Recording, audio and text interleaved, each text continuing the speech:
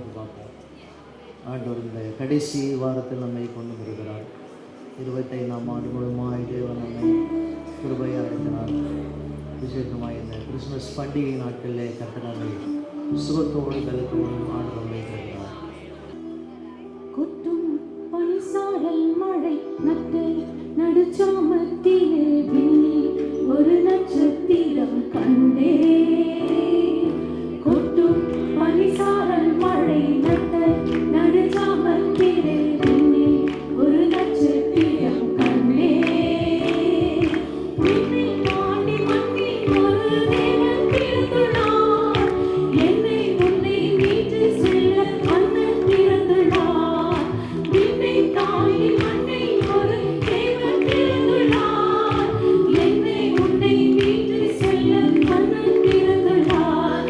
அவரே ராஜராஜன், அவரே தேவதேவன், அவரே இம்மானுவேல், அவரே எங்கள் மேசியா, எங்கள் மேசியா, எங்கள் மேசியா. ஆயக்கூட்டமே சேதி கேளுமே, மாட்டுக்கொட்டிலில் மீட்பர் பிறந்துள்ளார். ஆயக்கூட்டமே சேதி கேளுமே, மாட்டுக்கொட்டிலில் மீட்பர் பிறந்துள்ளார். உன்னதத்தில் தேவரவன் சின்ன குழந்தையாய் கன்னிமரி பாடகனாய் மண்ணில் பிறந்துள்ளார். உன்னதத்தில் தேவரவன் சின்ன குழந்தையாய் கன்னிமரி பாடகனாய் மண்ணில் பிறந்துள்ளார். அவரே ராஜராஜன், அவரே தேவதேவன், அவரே இம்மானுவேல், அவரே எங்கள் மேசியா, எங்கள் மேசியா, எங்கள் மேசியா. விண்ணகத்திலே மகிமையானது, பூமி எங்கும்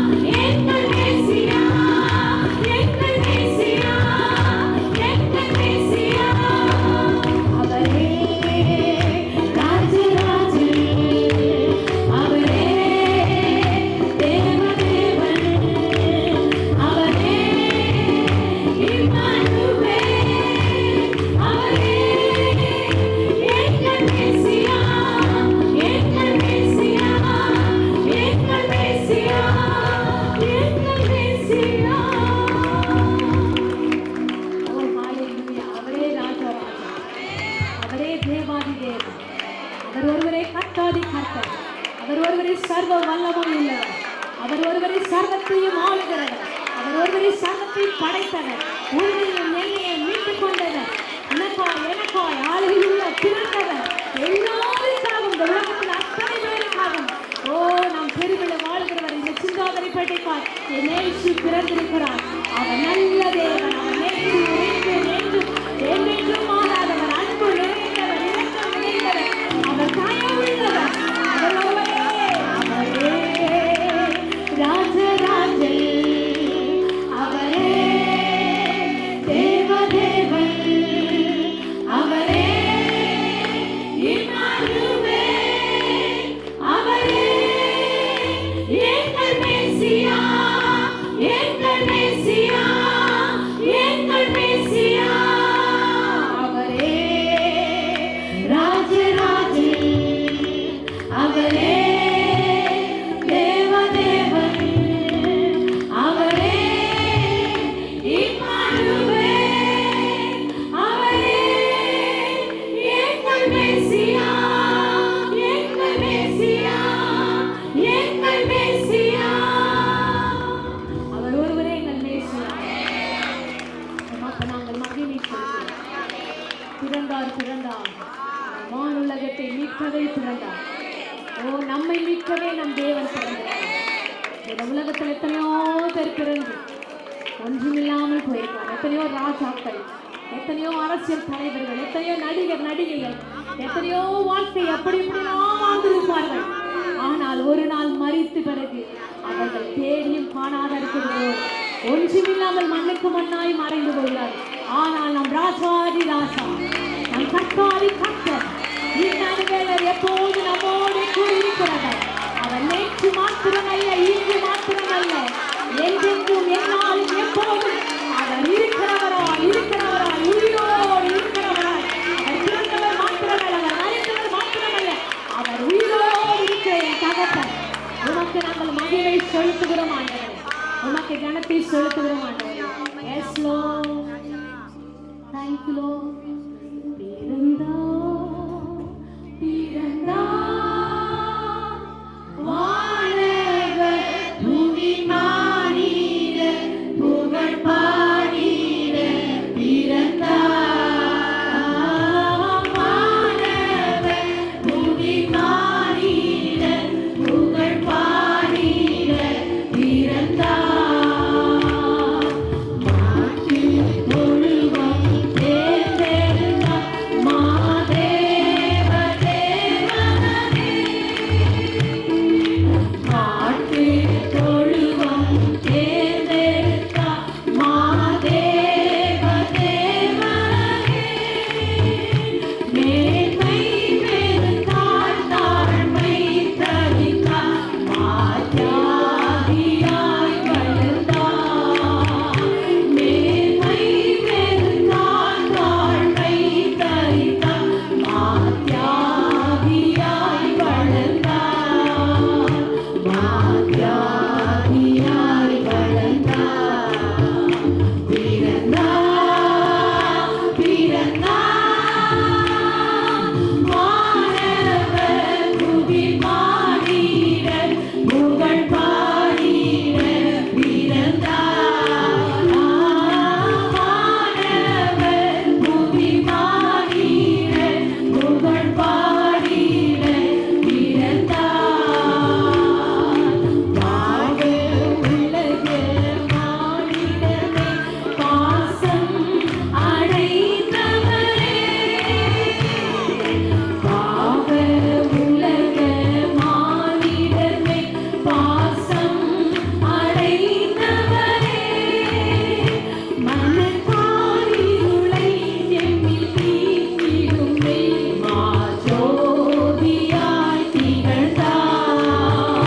மனத்தாரிருளை எம்மில் நீக்கிடும் மாஜோதியாய் திகழ்ந்தார்.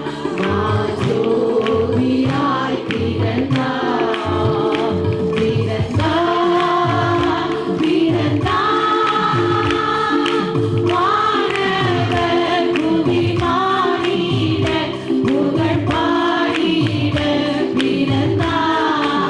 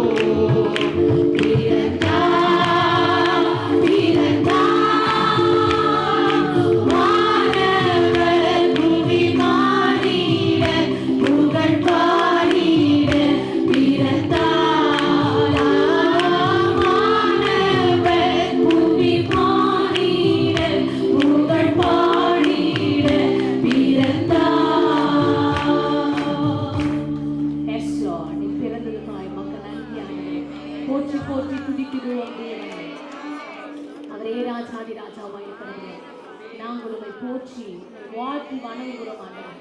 உம்மை நாங்கள் துதிக்கிறோம் ஆண்டவர். எஸ் லோர்ட், உம்மை மாத்திரம் மகிமைப்படுத்துகிறோம் ஆண்டவர்.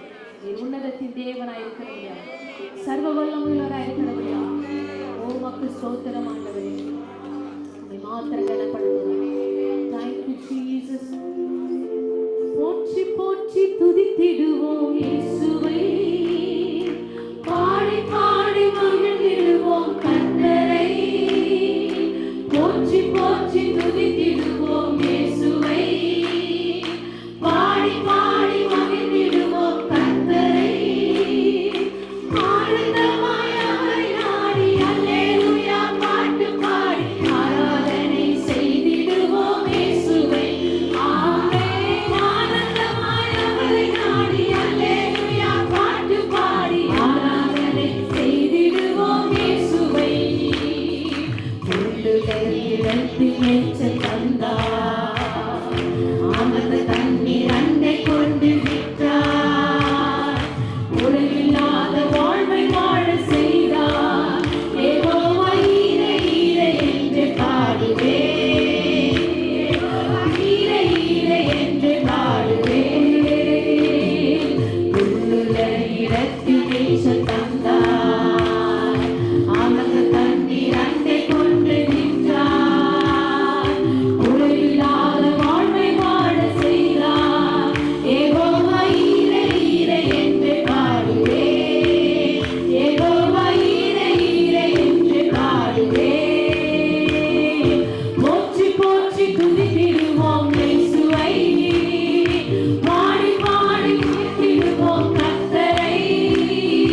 போற்றி போற்றி துதித்திடுவோம் இயேசுவை, பாடி பாடி உயர்த்திடுவோம் கர்த்தரை. ஆனந்தமாய் அவரை நாடி அல்லேலூயா பாட்டு பாடி ஆராதனை செய்திடுவோம் இயேசுவை. ஆமென். ஆனந்தமாய் அவரை நாடி அல்லேலூயா பாட்டு பாடி ஆராதனை செய்திடுவோம் இயேசுவை. ஆத்துமாவை ஆறுதலை தந்தார், நீதியிலே வழி நடத்த செய்தார். மரண இருளில் உடனிருந்து மீட்டார். யெகோவா ராமா ராமா என்று பாடுவே, ராமா ராமா என்று பாடுவே. ஆத்துமாவை ஆறுதலை தந்தார், நீதியிலே வழி நடத்த செய்தார். மரண இருளில் உடனிருந்து மீட்டார். யெகோவா ராமா ராமா என்று பாடுவே, யெகோவா ராமா ராமா என்று பாடுவே. போற்றி போற்றி துதித்திடுவோம் இயேசுவை, பாடி பாடி உயர்த்திடுவோம் கர்த்தரை. போற்றி போற்றி துதித்திடுவோம் இயேசுவை, பாடி பாடி உயர்த்திடுவோம் கர்த்தரை. ஆனந்தமாய் அவரை நாடி அல்லேலூயா பாட்டு பாடி ஆராதனை செய்திடுவோம் இயேசுவை. ஆமென். ஆனந்தமாய் அவரை நாடி அல்லேலூயா பாட்டு பாடி ஆராதனை செய்திடுவோம் இயேசுவை. சவுலை கொண்டு தேற்றி வந்தார், சத்துருக்கள் கண்முழித்தடித்தார். ராஜரீக அபிஷேகம் தந்தார். யெகோவா நீசி நீசி என்று பாடுவே, யெகோவா நீசி நீசி என்று பாடுவே. ஒரு தனி கொண்டு தேற்றி வந்தார், சத்துருக்கள் கண்முழித்தடித்தார். ராஜரீக அபிஷேகம்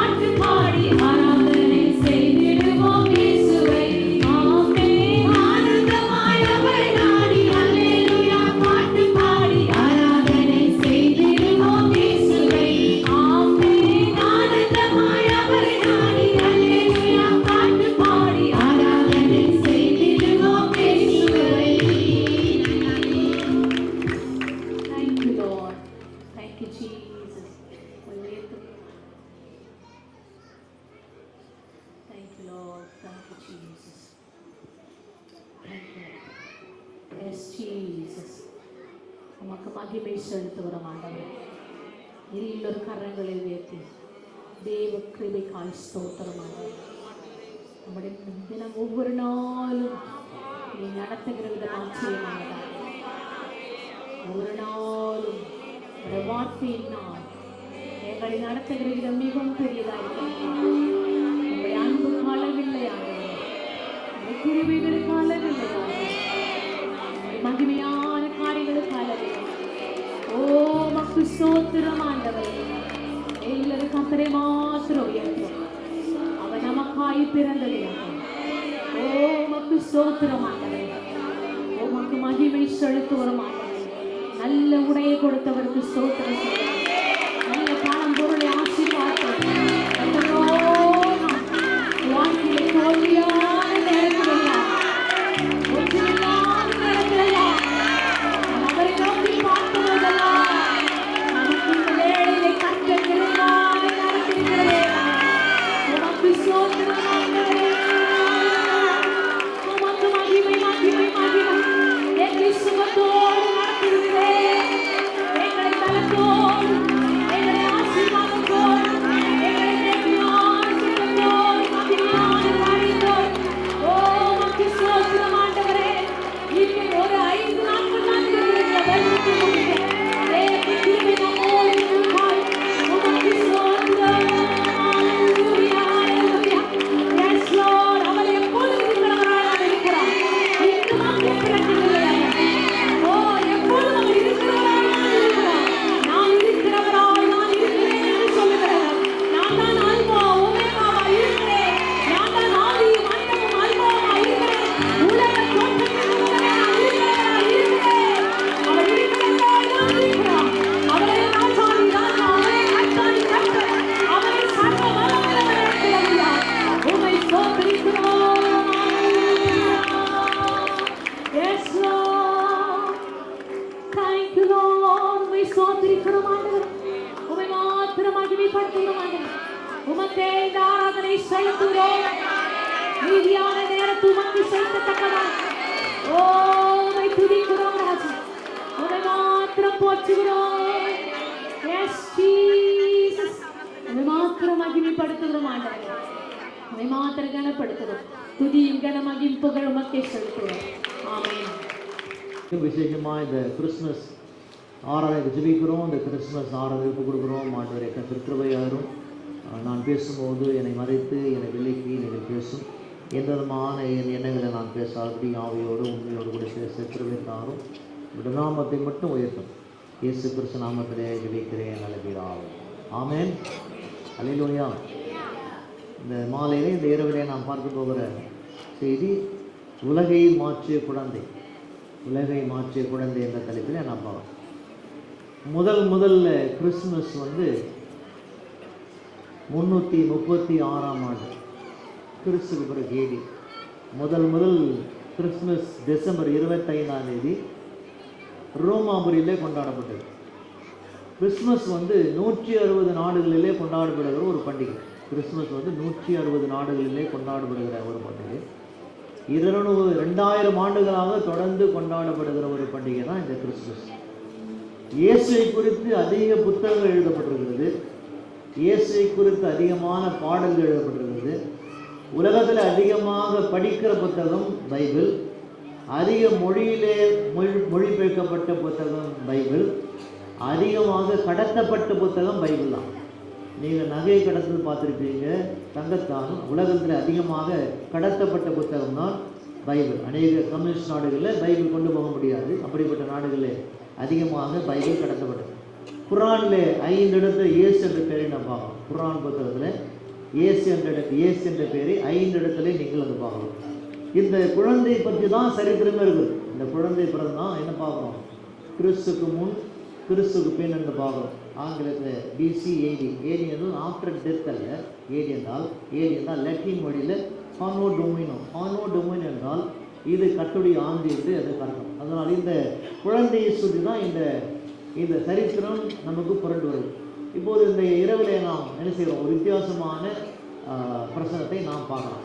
முதல்ல அதுக்கான அந்த வேத பகுதி நான் பார்க்கலாம். லூக்கா 2ஆம் அதிகாரம் 1 முதல் 20 வரை உள்ள வசனங்கள். Luke chapter 2 verses 1 to 20. அந்நாட்களிலே உலகமெங்கும் குடிமதிப்பு எழுதப்பட வேண்டும் என்று அகஸ்துராயினால் கட்டளை பிறந்தது. At that time, the Roman Empire, Augustus, decreed that a census should be taken throughout the Roman Empire.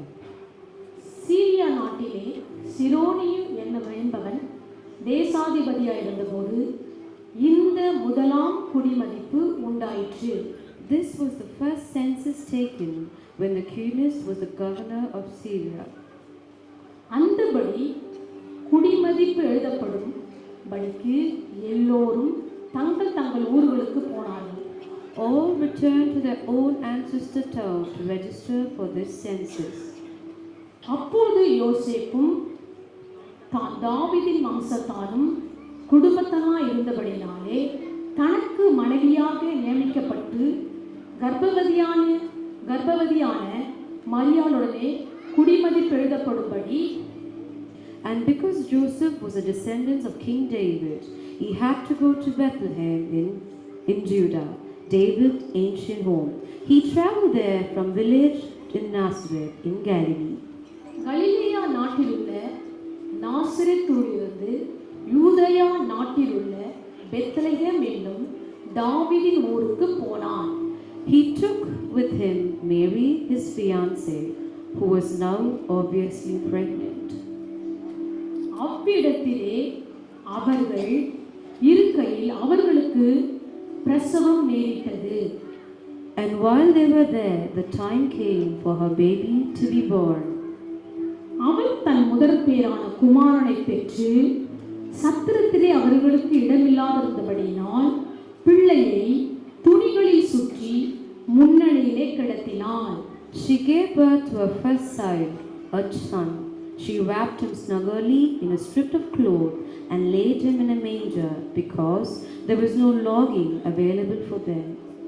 அப்பொழுது அந்த நாட்டிலே மேய்ப்பர்கள் வயல்வெளியில் தங்கி ராத்திரியிலே தங்கள் மந்தையை காத்து கொண்டிருந்தார்கள். That night there were shepherds staying in the field nearby, guarding their flocks of sheep. அவ்வேளையில் கர்த்தருடைய தூதன் அவர்களிடத்தில் வந்து நின்றான்.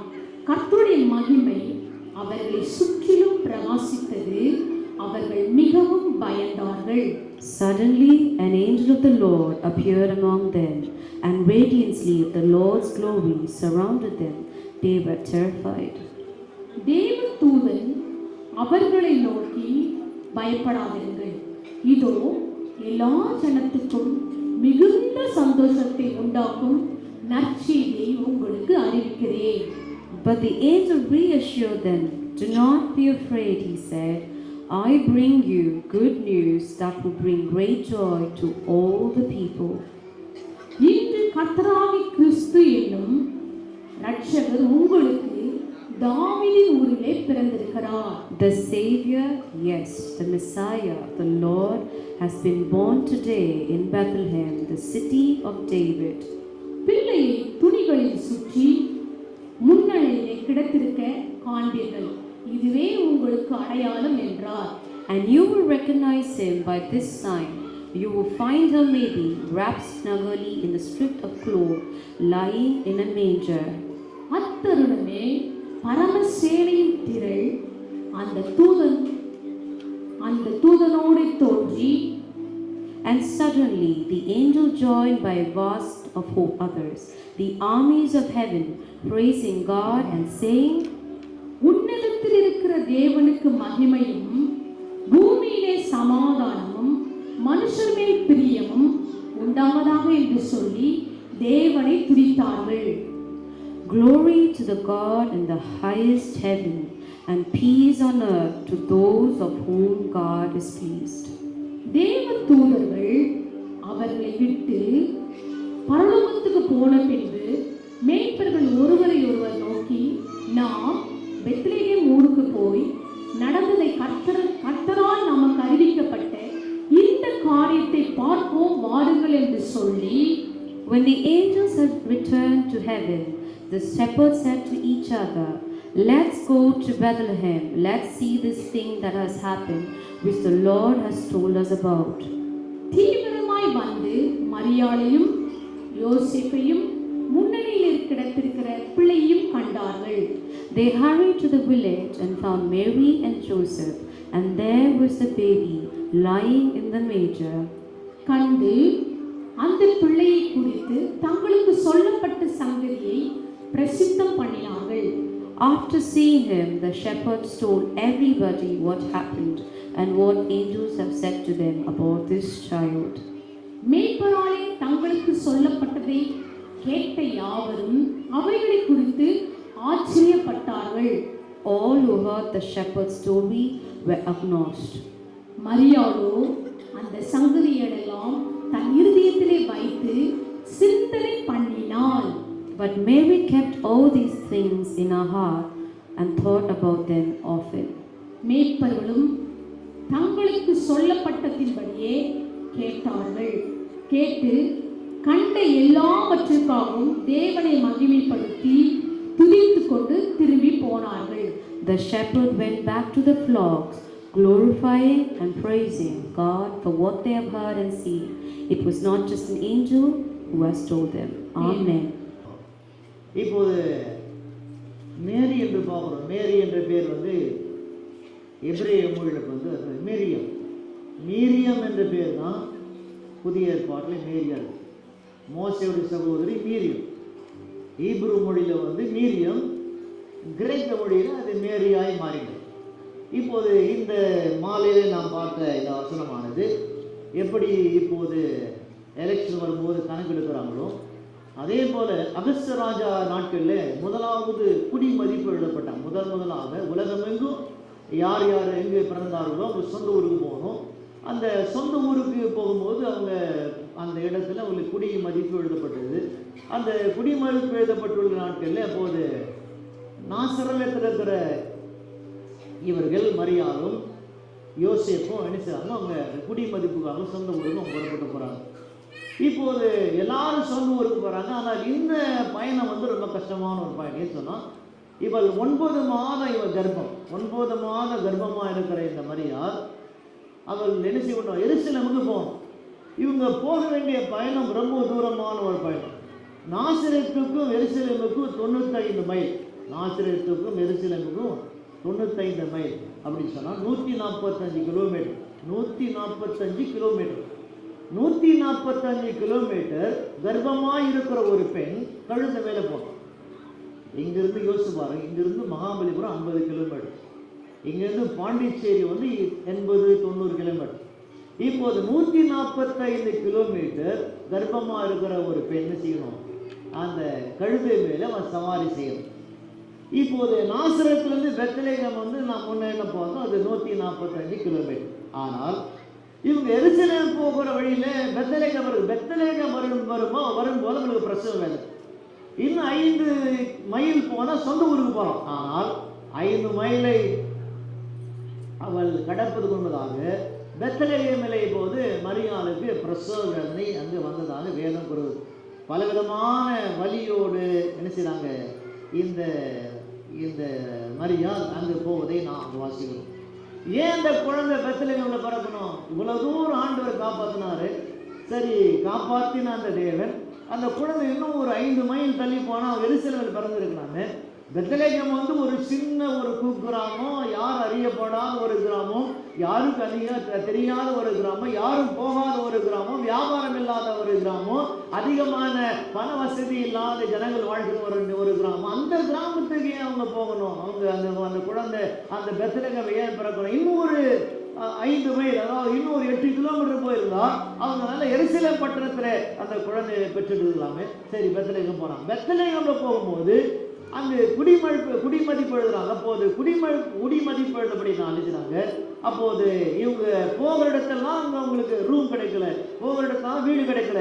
எங்கே பார்த்தாலும் எல்லா விதமான லாட்ஜ் எல்லாம் நிறைவேறுவதற்காக எல்லா ஜனங்களும் சொந்த ஊருக்கு போகிறாங்க. போகிற வழியிலே எங்கெல்லாம் இடம் கிடைக்கிறதோ அந்த இடத்துல தங்குவதற்காக இடங்களை தேடுறாங்க. அப்போது தேடும்போது யோசேப்பு என்ன செய்கிறார், பல இடத்துல தேடும்போது தன்னுடைய மனைவி பிரசவ வேதனைப்படுறாங்க.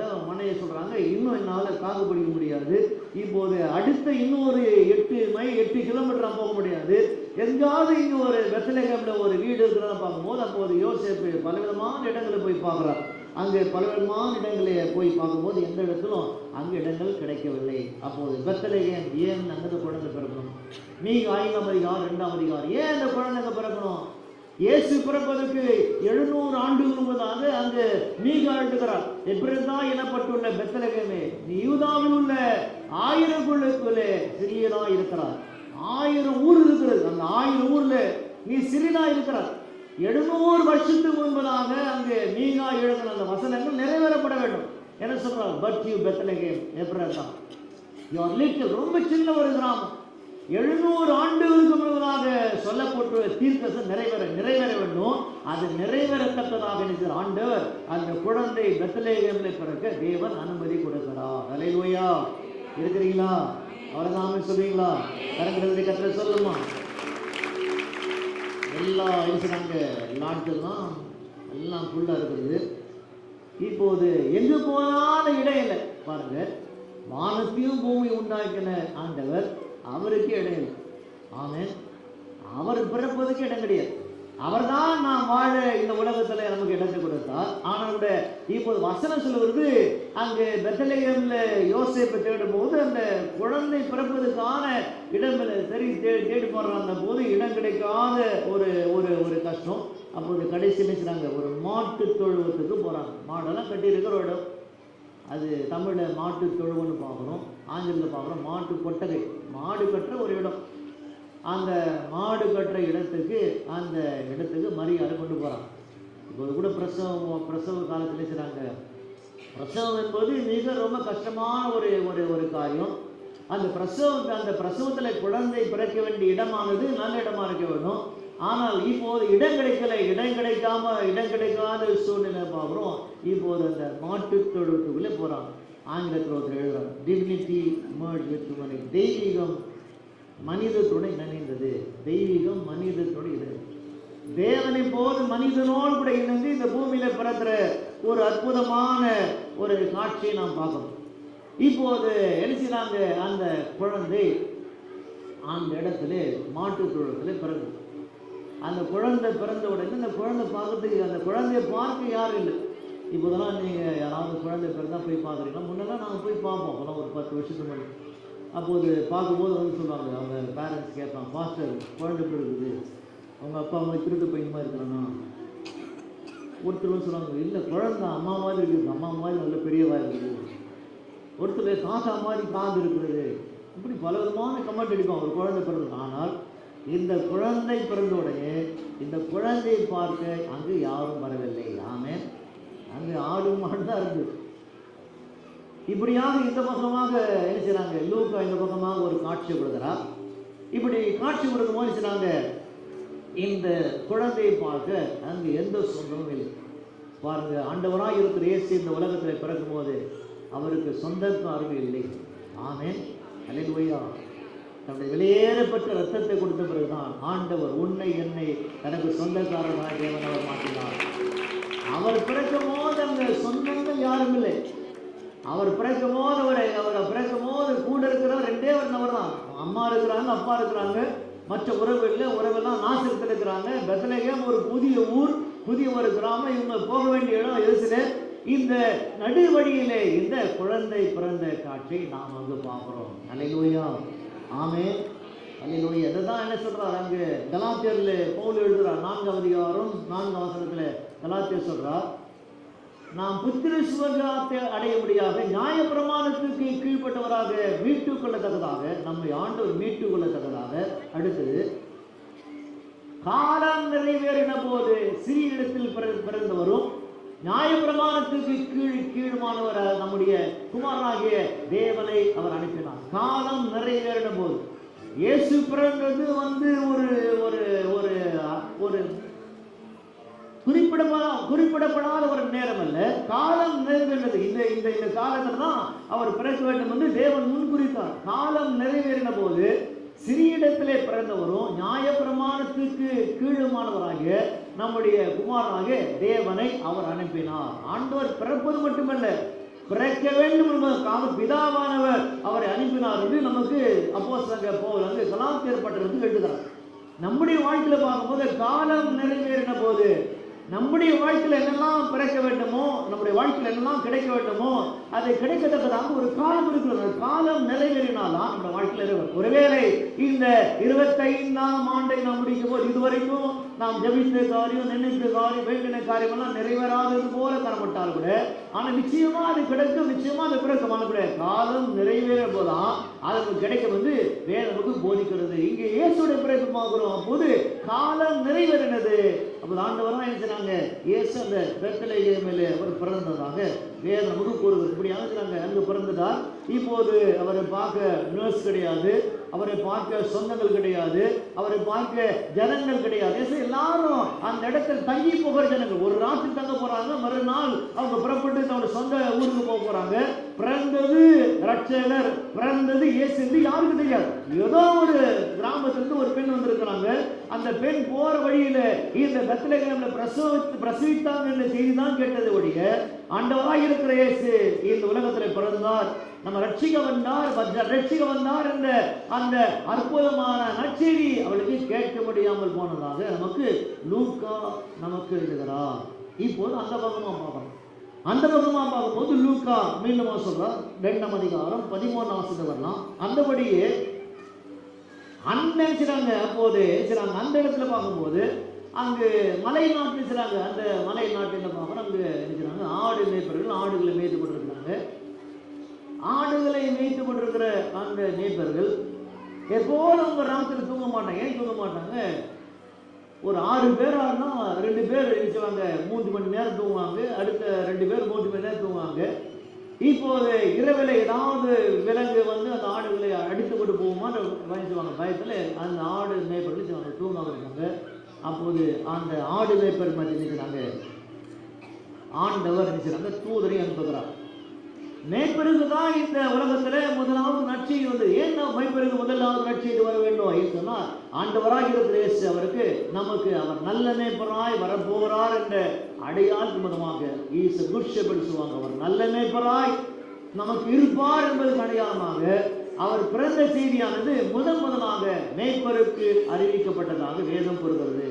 படிக்காதவங்க, கல்வி அறியாதவங்க, ஒதுக்கப்பட்டவங்க, அப்படிப்பட்டதான வாழ்க்கையில் எந்த விதமான உயர்வுக்கு போகாத அப்படிப்பட்ட மேற்படுக்கு அந்த நற்செய்தி அங்கு அறிவிக்கப்பட்டதாக வேதம் கூறுகிறது. இப்போது இருக்கிறாங்க அந்த நற்செய்தி அங்கு அறிவிக்கப்பட்டிருக்கிறது. அந்த மேய்ப்பர்கள் இருக்கிறாங்க. எங்கள் தூதர்கள் பார்த்த உடனே அவங்க பயப்படுறாங்க. பயந்த உடனே அங்கே தூதர் சொன்னால் பயப்படாது, இதோ உங்களுக்கு மட்டும் நற்செய்தி இல்லை, உலகம் முழுவதுமாக இருக்கிற ஒரு நற்செய்தி உங்களுக்கு நான் சொல்ல போறேன். அப்போது ஆண்டவராய் இருக்கிற இயேசு கிறிஸ்து இப்போது இந்த இடத்துல பெத்லகேமில் பிறந்திருக்கிறார் என்ற ஒரு நற்செய்தியானது அந்த தூதர் மூலமாக அங்க இருக்கிற மேய்ப்பர்களுக்கு கொடுக்கப்பட்டதாக வேதம் கூறுகிறது. எங்கோ இருக்கிற அந்த மேய்ப்பருக்கு தான் அந்த நற்செய்தி கிடைத்தது.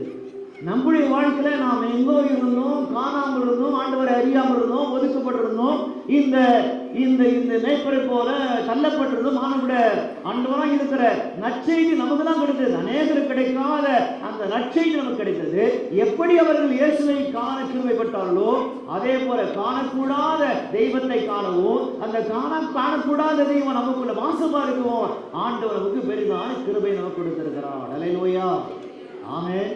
நம்ம சொல்லுவோமா, எப்போதும் இருப்பது போலதான் ஒரு இரவு. ஆனா அந்த இரவுல மேய்ப்பருக்கு நற்செய்தி வந்ததை நாம் பார்ப்போம். நம்முடைய வாழ்க்கையில ஒவ்வொரு நாளும் இருப்பது போல இருக்கார். ஆண்டவராய் இருக்கிற இயேசு கிறிஸ்து வாழ்க்கையில நிச்சயமாக ஒரு நாளிலே நன்மை செய்வார், ஒரு நாளிலே வெற்றி தருப்பார், ஒரு நாளிலே நினைத்த ஜெபித்த அத்தனை காலம் வாழ்க்கையில வரும் என்பதற்கு அடையாளமாக எப்போதும் இருப்பது போல காத்திருக்கிறாங்க. ஆனால் காத்திருக்கிற அந்த தூதர்கள் வாழ்க்கையில நற்செய்தி அறிவிக்கப்பட்டதை பார்க்கிறோம். விசுவாசிகளாக இருக்கிற நம்ம வாழ்க்கையில காத்திருப்போமானால், விசுவாசமாக இருப்போமானால் நம்முடைய வாழ்க்கையில் நிச்சயமாக தேவன் உங்கள் வாழ்க்கையில நற்செய்தி சொல்ல நல்லவராக இருப்பார் என்று வேதம் நமக்கு போதிக்கிறது. அல்லேலூயா, 13ஆம் வசனத்துல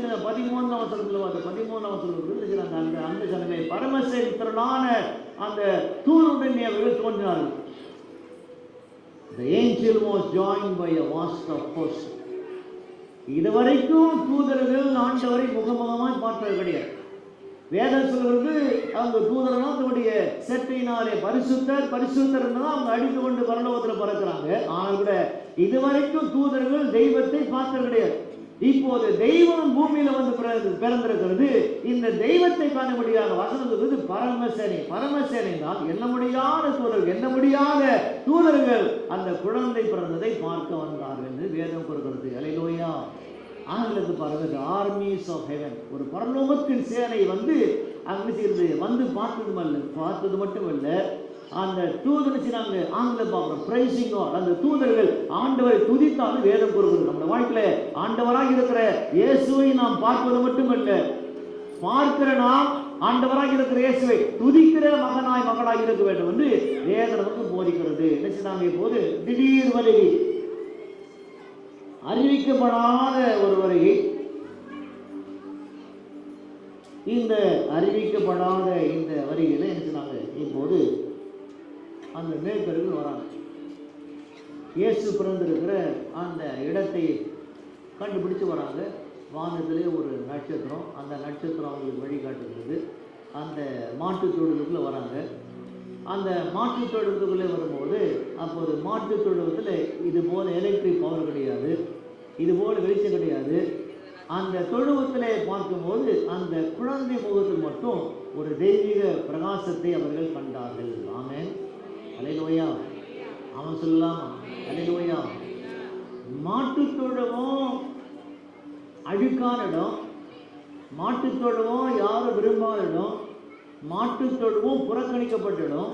மாட்டுத் தொழுவம் எப்போது வீட்டுக்கு முன்ன இருக்கும், அது வீட்டுக்கு பின்ன இருக்கும். அப்படிப்பட்ட இடத்துல அந்த ஒரு குழந்தை பிறந்தது.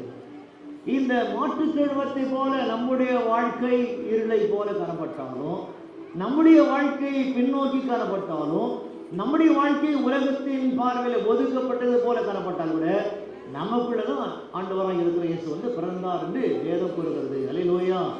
எந்த இடம் ஒடுக்கப்பட்டதோ, எந்த இடம் தள்ளப்பட்டதோ, அந்த தள்ளப்பட்ட ஒதுக்கப்பட்ட அந்த இடத்துல ஆண்டவராக இருக்கிற இயேசு பிறந்ததாக வேதம் நமக்கு கூறுகிறது.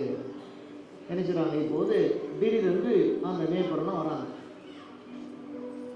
ஏற்கனவே அவங்க பிரசவமான இடமே சரியில்லை, பிரசவித்த அந்த சூழலும் சரியில்லை. அந்த பிரசவித்த அந்த இடம் சரியில்லாத இடத்துல அறிமுகம் இல்லாத நினைச்சாங்க மேய்ப்பர்கள் அவரை பார்க்க வராங்க.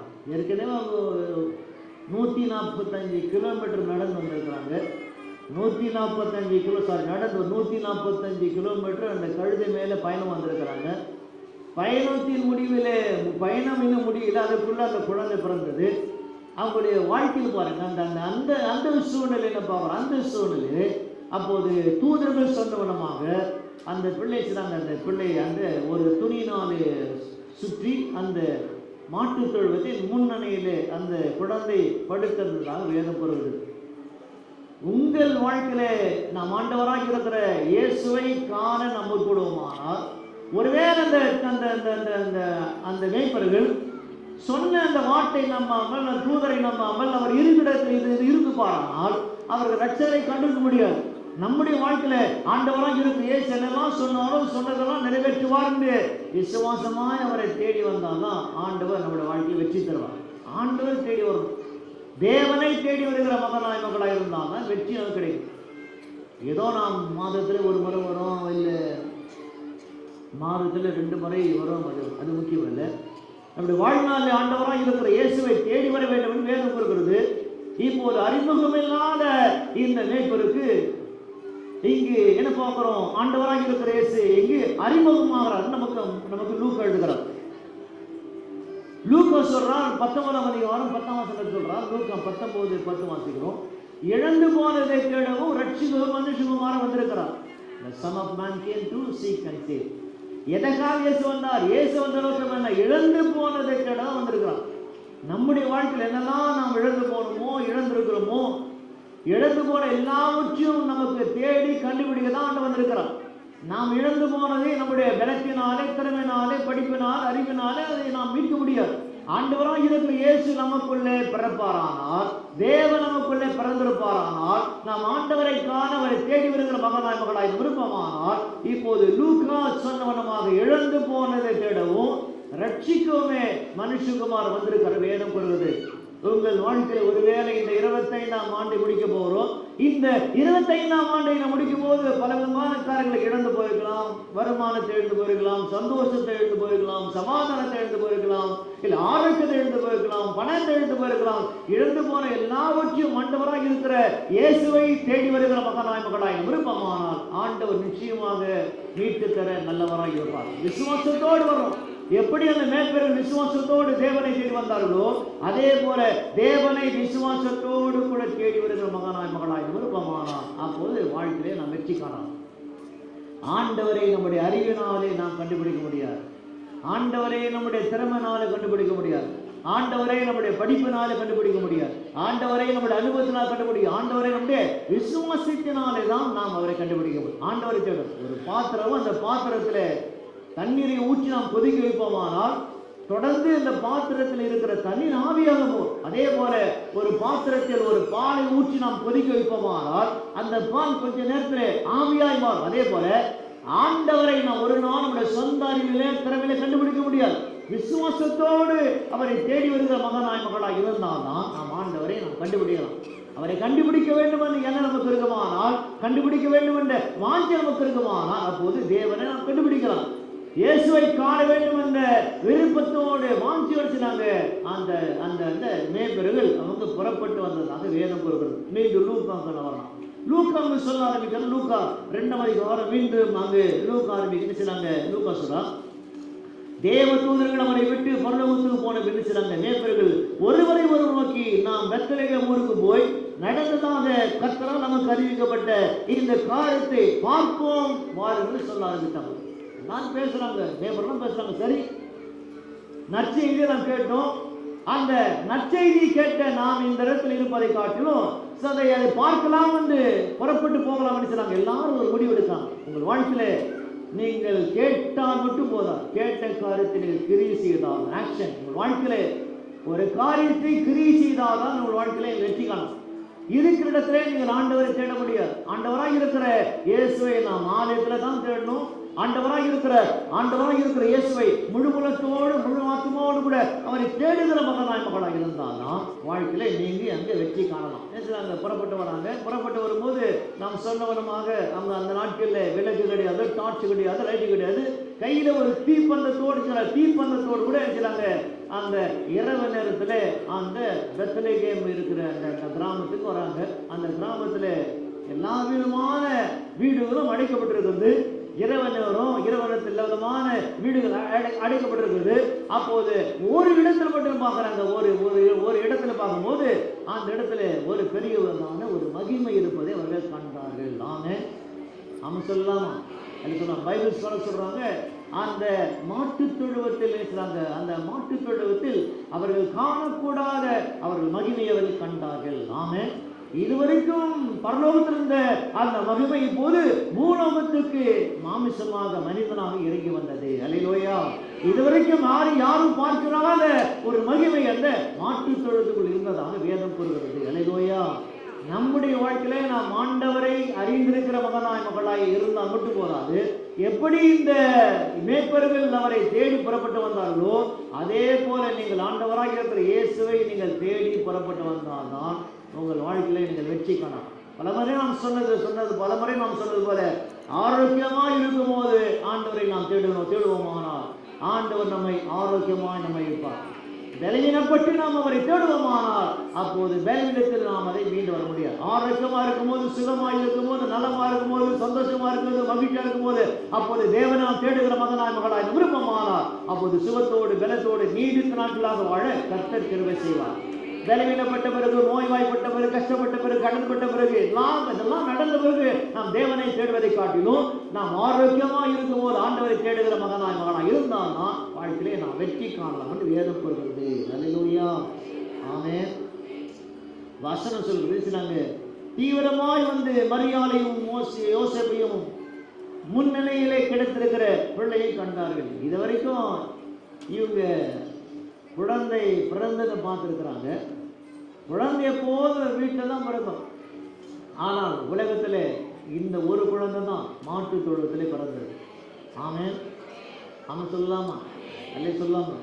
யோசிச்சு பாருங்க, யாருக்காவது குழந்தை பிறக்கணும், மாட்டு கொட்டாயில் கொண்டு போய் விட முடியுமா? ஆமென். உலக சரித்திரத்திலே இந்த ஒரு குழந்தை தான் மாட்டு தொழுவத்திலே பிறந்தது. ஆமென். அல்லேலூயா. இருக்கிறீங்களா?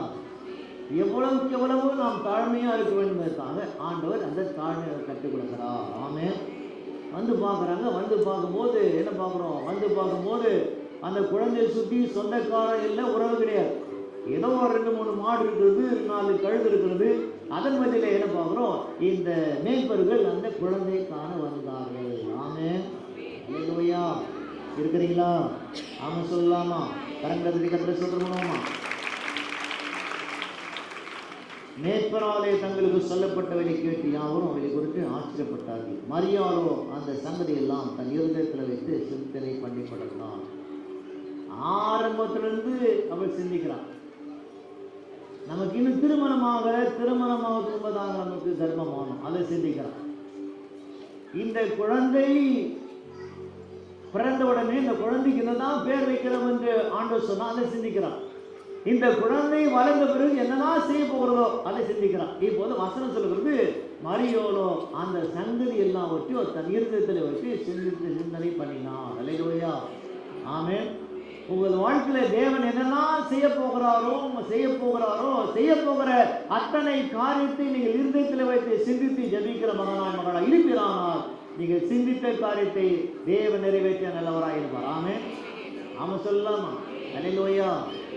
அந்த மரியாள் யாருன்னு நம்ம சொல்லலை. எனக்குள்ள பரிசுத்தாவியினாலே நான் கர்ப்பம் தரித்தேன் என்று மரியாள் யாரும் சொல்லவில்லை, பெருமை பாராட்டவில்லை. ஆண்டவராக இருக்கிற இயேசு தனக்குள்ள தரித்திருக்கிறார் என்று கர்ப்பமான என்ற அந்த செய்தி அவர் சொல்லவில்லை. இப்படியாக மரியாள் அந்த சங்கதி எல்லாவற்றையும் தன் இருதயத்தில் வைத்து சிந்தனை பண்ணினார்கள். வேதம் கூறுகிறது. நம்முடைய வாழ்க்கையில, உங்கள் வாழ்க்கையிலே ஆண்டவர் என்னெல்லாம் சொன்னாரோ சொன்னதை உங்கள் இருதயத்தில் வைத்து சிந்திக்கிற மகனாக இருப்பீரானால் உங்கள் வாழ்க்கையிலே என்ன வெற்றி காணலாம். மேய்ப்பர்களும் தங்களுக்கு சொல்லப்பட்டபடியே கேட்ட கண்ட எல்லாவற்றுக்காக தேவனை மகிமைப்படுத்தி துதித்து கொண்டு அவர்கள் திரும்பி போனார்கள். வசனம் சொல்லுவது, மேய்ப்பர்களும் தங்களுக்கு சொல்லப்பட்டதின்படியே கேட்டு கண்ட எல்லாவற்றையும் குறித்து தேவனை மகிமைப்படுத்தி துதித்து கொண்டே போனார்கள். ஆண்டவரை நாம் தேடி வருவோமானால், தேடி வந்து நாம் போகும்போது ஆண்டவரை மகிழ்ச்சியாக தான் அனுப்புவார். ஆண்டவரை தேடி வருகிற மகளாய் விருப்பமானால் திரும்பி போகும்போது தேவன் நம்மை நிறைவாக தான் நம்மை அனுப்புவார். ஆண்டவரை தேடி வருகிற மகளாய் விருப்பமான இந்த உலகத்தின் பார்வையில் நமக்கு குறைவாய் காணப்பட்டால் போகும்போது தேவன் நம்மை நிறைவாக தான் நம்மை அனுப்புவார். இந்த மேய்ப்பருக்கு வசனங்கள் இருக்கிறாங்க. அவங்க போகும்போது அவர்கள் நிறைவாய் அவர்கள் போனார்கள் என்று வேதம் சொல்கிறது. உங்கள் வாழ்க்கையிலே யோசிச்சு பாருங்க, உலகத்தை மாற்றின ஒரு குழந்தை. உலகத்திலே இந்த ஒரு குழந்தை தான் அனுப்பியிருந்தது, மாட்டு தொழுவத்திலே பிறந்தது. அப்படிப்பட்ட அந்த குழந்தை இப்போது வளர்ந்து, நம்ம ஸ்டோரி தெரியும், 33 ஆண்டுகள் வாழ்ந்து உனக்காக எனக்காக மறித்து மீண்டுமாக நமக்கு ரட்சிப்பு கொடுத்தது. ஆமென்.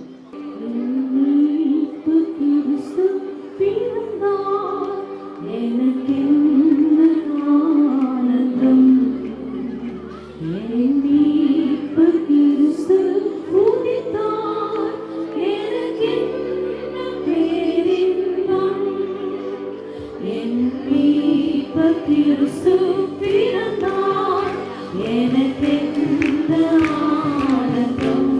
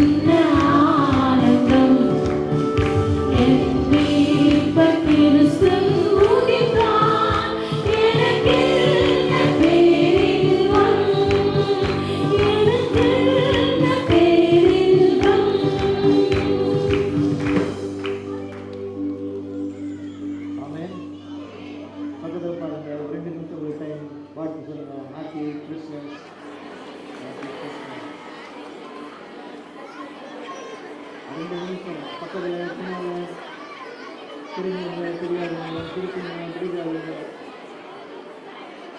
வாழ்க்கையெல்லாம் ப்ளீஸ் உட்காருங்களா? உட்காரலாம், ப்ளீஸ் உட்காருங்க. வாழ்க்கையெல்லாம் ப்ளீஸ் உட்காருங்க. அப்படியே உட்காருங்க. சின்ன பிள்ளைங்களாம் ஃப்ரெண்டில் பாருங்க.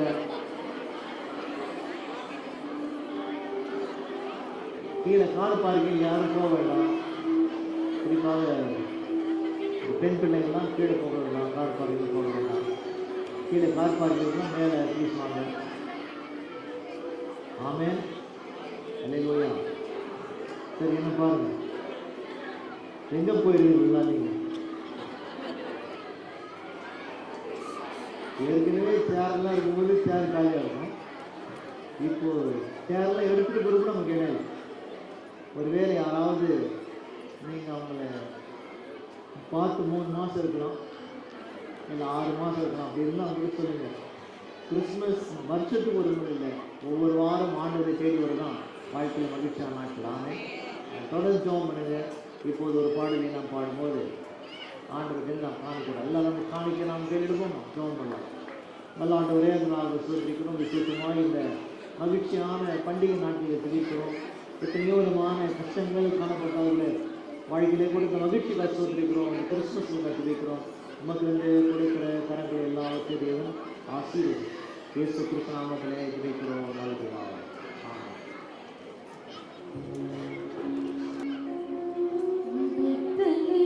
பிறந்தவரே போற்றி துதி மனமே, இங்கு பெத்தலையில் பிறந்தவரே போற்றி துதி மனமே.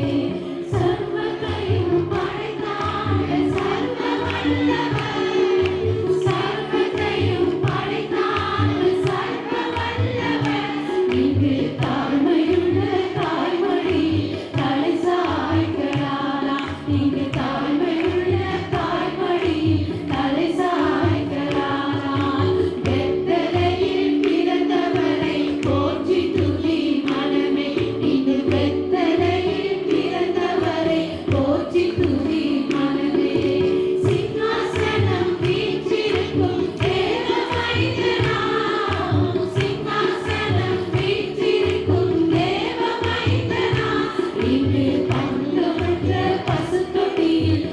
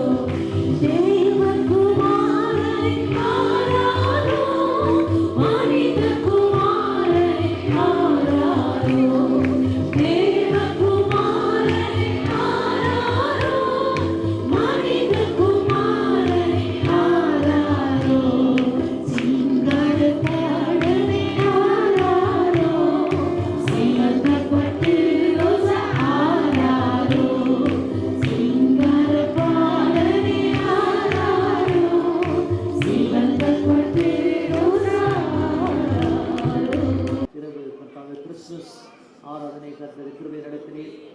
விசேஷமாக ஜபாக ஜபிக்கிறோம். ஆண்டவர் இந்த ஸ்டேஜ் டெக்கரேஷன், அப்புறம் கார் பார்க்கில் இருக்கிற டெக்கரேஷன், ஆண்டவர் மெயின் கேட்டில் டெக்கரேஷன் ஆகட்டும் ஜபா செய்து கொடுத்தபடினால் அவரை கலப்படுத்தும்.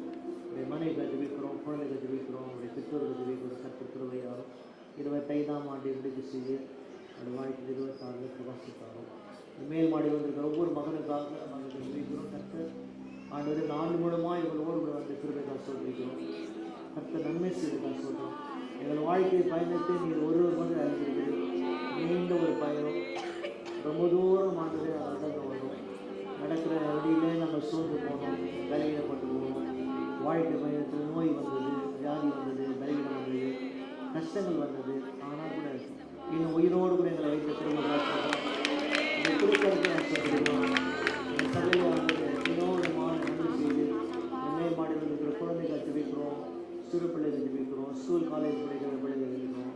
குறிப்பாக வாலிபான்கள் கணிதம் ஜபிக்கிறோம். நாம் இயேசு உறுதியாய் படித்து வாழ்க்கையில் அந்த பிள்ளைகள்லாம் நன்மைகள் தான் ஜபிக்கிறோம். ஒவ்வொரு வாலிப ஆண்களும் பெண்களும் வாழ்க்கையில் மகிழ்ச்சியோடு வச்சு வைக்கிறோம். கணவன் மனைவி ஜபிக்கிறோம். குடும்பத்தில் அன்பு தான், ஒற்றுமை தான், ஒரு மனமாக இருந்து எவ்வளோ வாழ்க்கையை மகிழ்ச்சியாக நடத்துகிறதற்காக நடுத்தர வயதில் ஜபிக்கிறோம். முதியோரை பாதுகாத்துக்கிறோம். விசேஷமாய் ஆண்டவரே இந்த கனமான ஊழியத்தை செய்ய எங்களை அழைத்துக்கிறோம் சொல்கிறேன். அடியனுக்காக மனைவிக்காக நாயத்தை ஜபிக்கிறோம். கர்த்தர் ஆண்டவர் இப்படியான ஒரு அன்பான ஒரு பெரிய குடும்பத்தை கொடுத்த தலைவர் சொல்லியிருக்கிறோம். இன்னும் ஆண்டவர் வரப்போகிற வருஷத்தில் இன்னும் வலிமையாக இந்த ஊழியத்தை செய்யும். அளவிடமான கூட்டத்தில் திருமைத்தான் வளர்ந்தார். கர்த்தர் நல்லவரை மட்டுமான நன்மை செய்து ஆண்டவர் இந்த கிறிஸ்துமஸ் நாள் முழுமாய் கர்த்தர் சிறப்பாய் கொண்டாட திருமைத்தார். போகும்போது வரும்போது பாதுகாத்துக்கணும். விசேஷமாய் கர்த்தாவை 26ஆம் தேதி நடக்கிற ஆண்டவரே இந்த உமாசுகள் ஜபிக்கிறோம். அதில் ஜனங்களை கொண்டு வாங்க. கர்த்தர் நல்லவர். இந்த ஆண்டு முழுமாய் நீ செய்த நன்மைகளுக்காக இந்த 12 மணி நேரோட சமயத்தில் காத்திருக்க வைத்தார். 26ஆம் ஆண்டிலே வைத்திருக்கிற நன்மையான அத்தனை காரியங்களை கர்த்தர் நிறைவேற்ற முடியும் சொல்கிறோம். எல்லா தேவை சந்தையும் ஆசிரியும் கிருபையால் துதிக்கும் கனத்துக்கும் புகழுக்கும் நீ ஒருவர் மட்டும் தகுதி உடையவர். நம்ம உயர்த்துகிறோம், எங்களை காட்டுகிறோம். இயேசு கிறிஸ்து நாமத்திலே ஜெபிக்கிறோம் நல்ல பிதாவே. கர்த்தராய் இருக்கிற இயேசு கிறிஸ்து கிருபையும் தேவனுடைய அன்பும் பரிசுத்த ஐக்கியமும் நாம் அனைவரும் ஆமென். என் ஆத்துமாவே கர்த்தரை ஸ்தோத்திரி.